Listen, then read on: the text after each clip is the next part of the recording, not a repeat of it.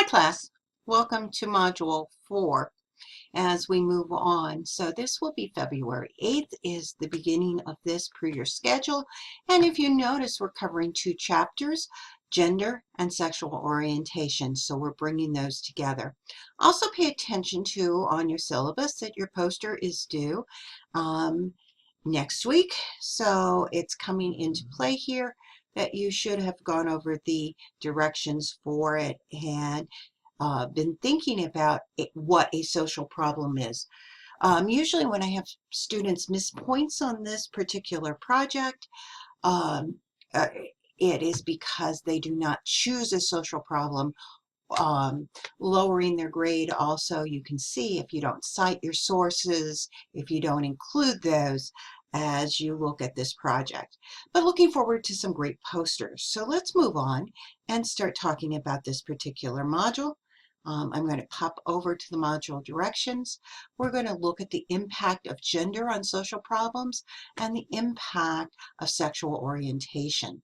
And we're going to see what problems are created through this.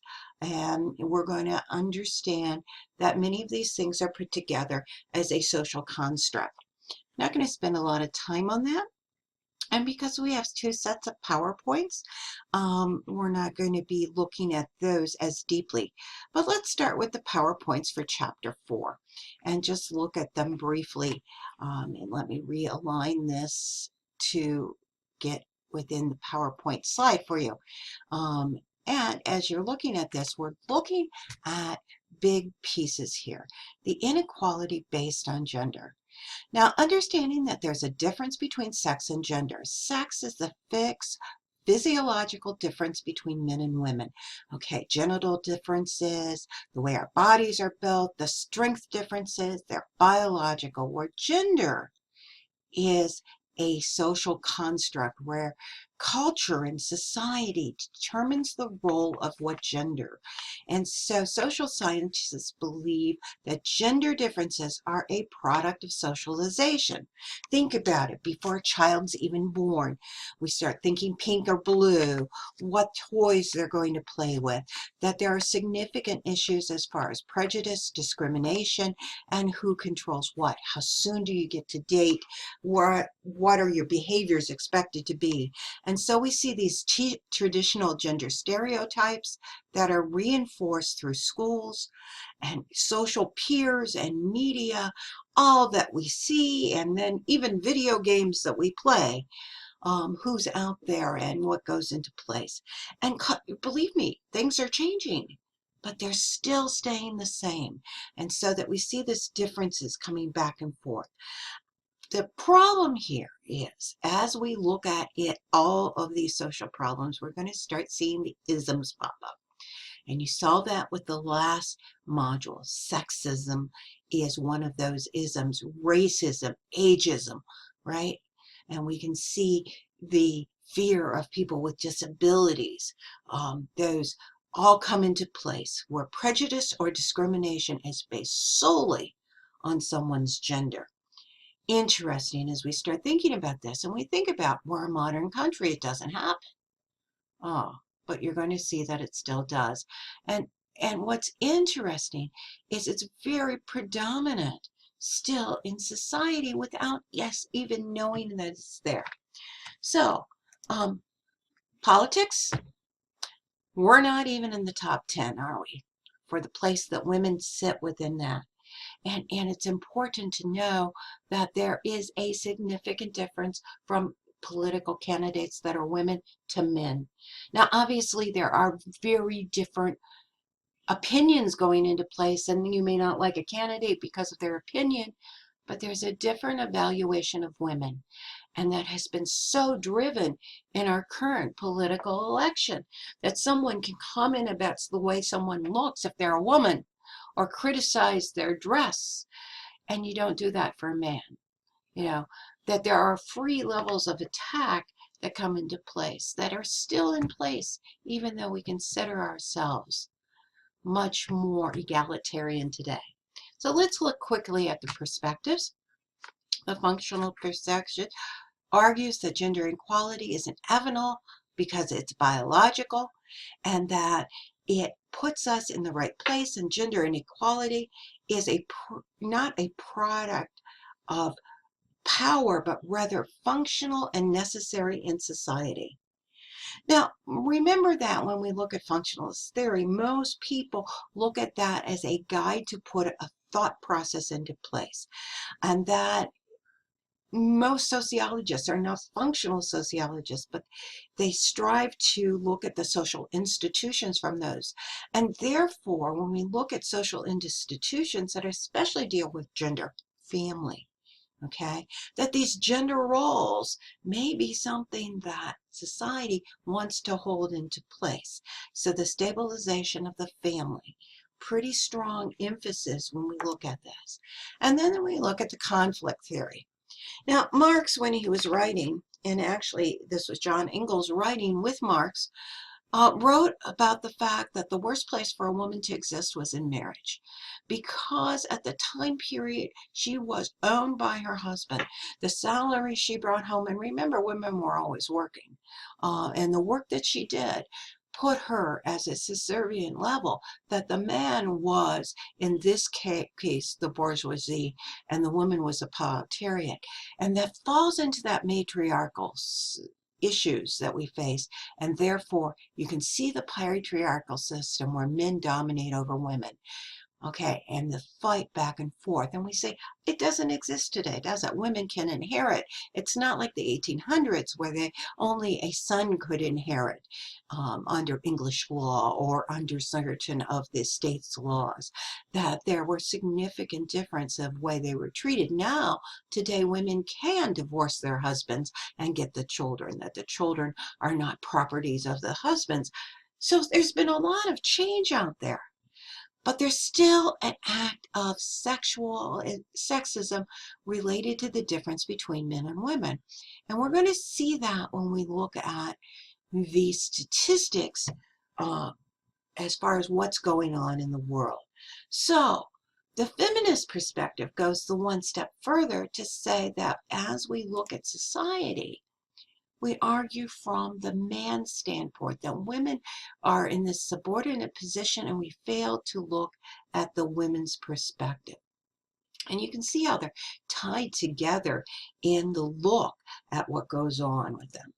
Finally, the interactionist perspective argues that we need to sort individuals into categories such as race and gender, because we have to see this as part of the differences so we can evaluate the inequality that occurs. And so these categories are important. And then we can look at the norms and values and the differences in beliefs and the symbols that come into place and how we analyze it. So what's the consequences of gender inequality? Well, occupational sexism. Big issues. Women tend to be more likely teachers of younger grades, right? Or teachers' assistants. Those particular occupations are paid less because they're predominantly female occupations. And we see this difference that comes into place, and what we call, basically in the past, we call these pink collar type jobs, secretary, administrative assistants, right? Registered nurses, and the difference of inequality within their pay status category.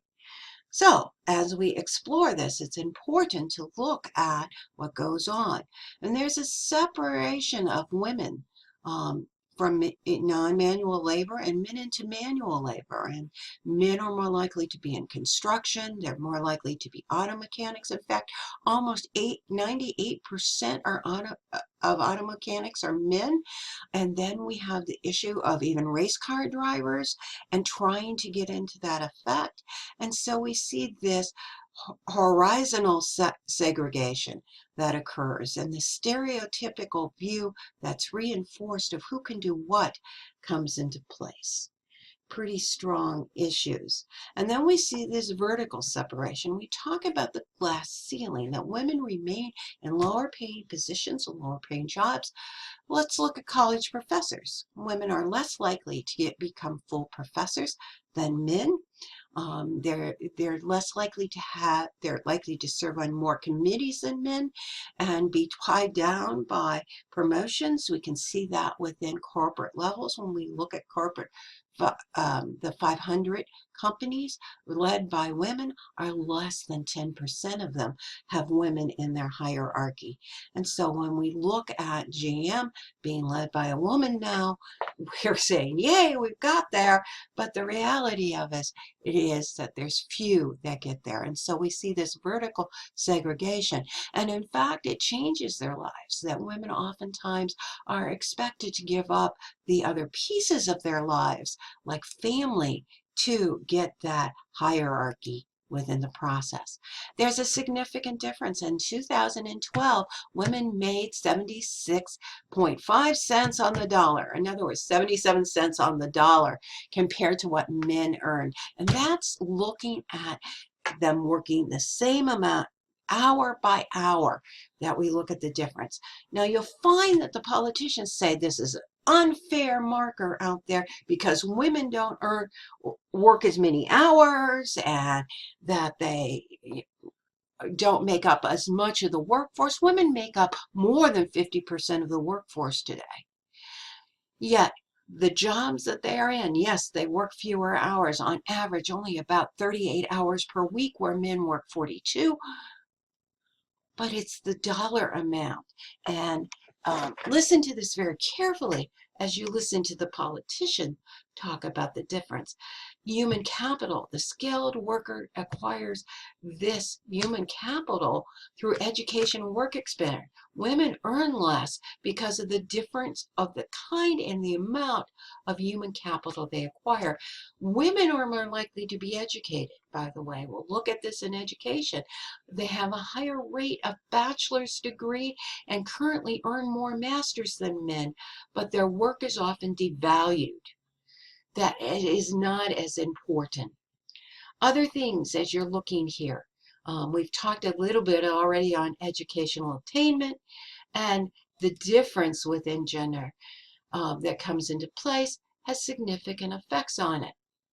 The feminist movement began in the 1900s, and we see this rising up in the UK and in the United States, and wonderful people like Elizabeth Cady Stanton and Lucretia Mott were right in our area. All we have to do is drive less than 50 miles up to Seneca Falls to be at the place where the first women's rights convention was led by them. And the second women's rights convention was held in Akron, Ohio the next year. And the state went forward is the Declaration of Rights for Feminists. Now this is 1948 and women don't get the right to vote until 1920. This is a long fight, and it's linked to the fight that we just went over within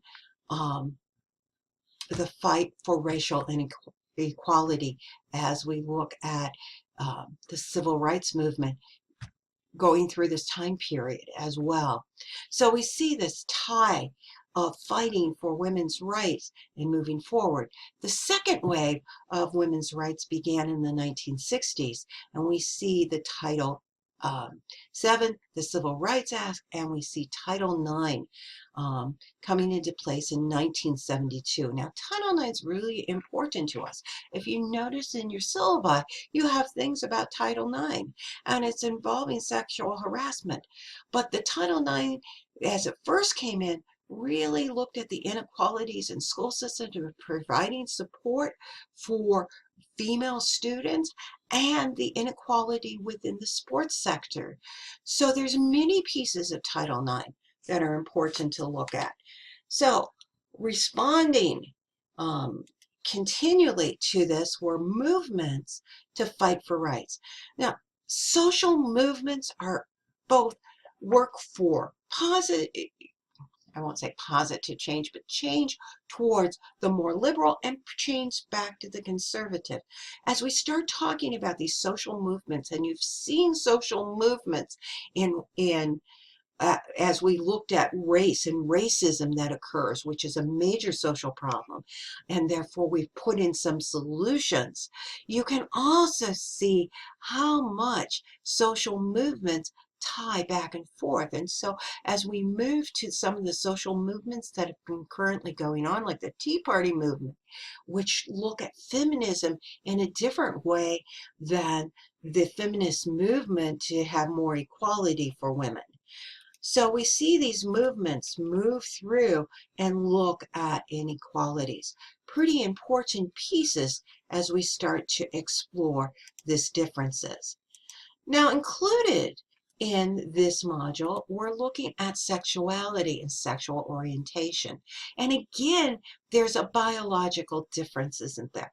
We don't have enough time to look at some of the biological differences, and we're really finding out a great deal more about biological pieces that are tied to the diversity of humans.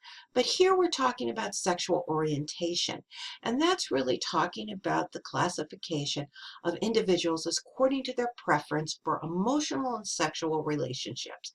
And that, so we're talking about homosexuality and heterosexuality. And in this, we're looking at things like bisexuality. Now, we don't have the time in this course to explore that at a very deep level. That's where we use sex and gender, the sociology of sex and gender, which is offered every other fall, as we start to explore that these categories at much deeper levels. So for this talk in social problems, we keep it fairly simple, and we refer to the populations as transgendered or LGBT. Now, the new definition includes LGBTQ, right, as we look at it, but let's look at these particular pieces as it refers to lesbian, gay, bisexual, and transgender. Okay, and so what we know is about 2.8% of males and about 1.4% of females think of themselves as homosexual or bisexual, and about 5% of men and 4% of females say they have had sex with someone of their same biological gender. Okay, so that's what we're looking at. Let's look at the sexuality here. That gay rights have progressed in the United States and globally.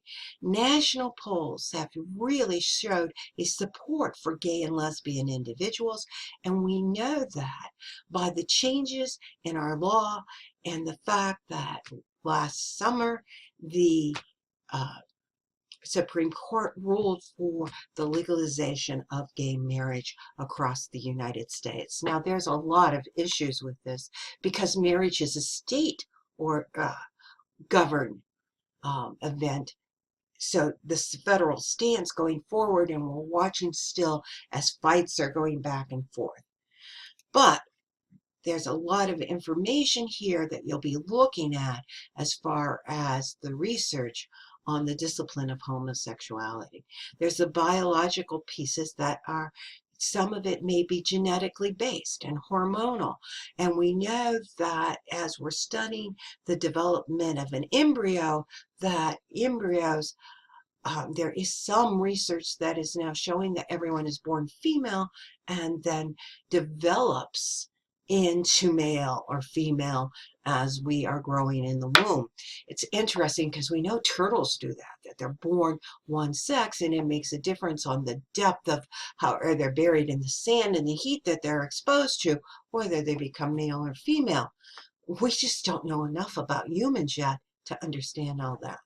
There's a psychological component of looking at homosexuality, and in the past, in the DSM, it was classified as a mental illness.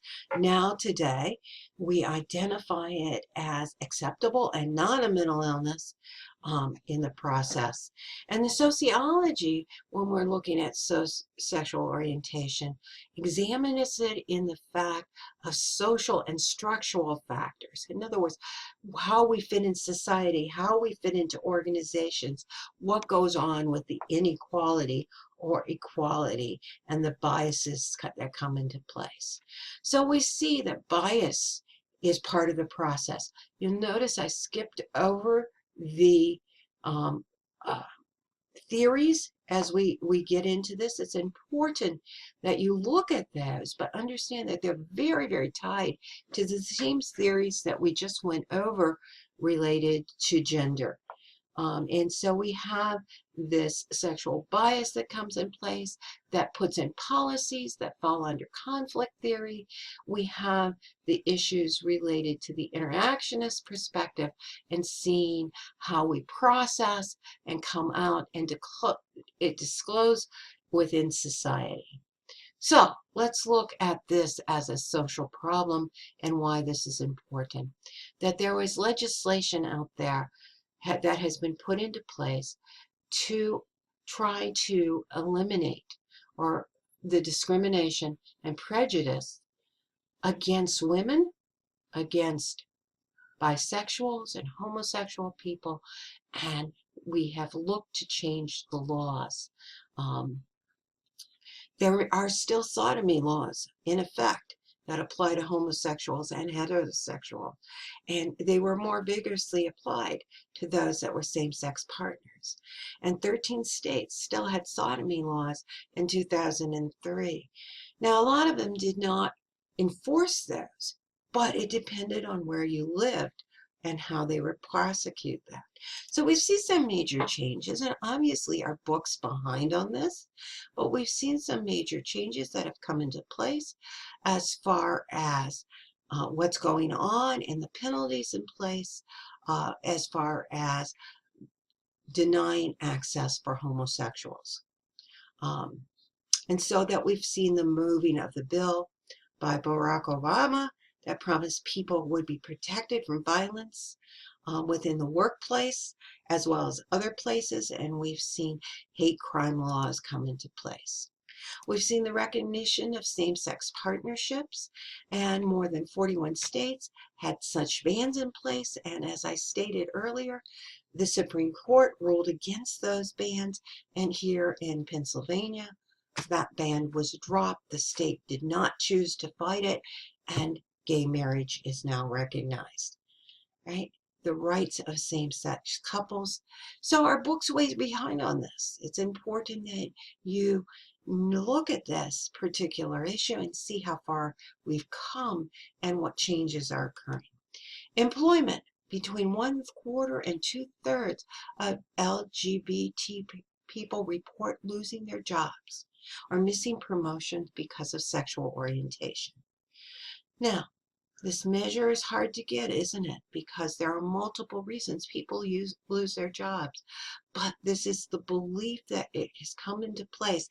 And there are strong statements in certain organizations that are against this type of orientation within their system that comes into place.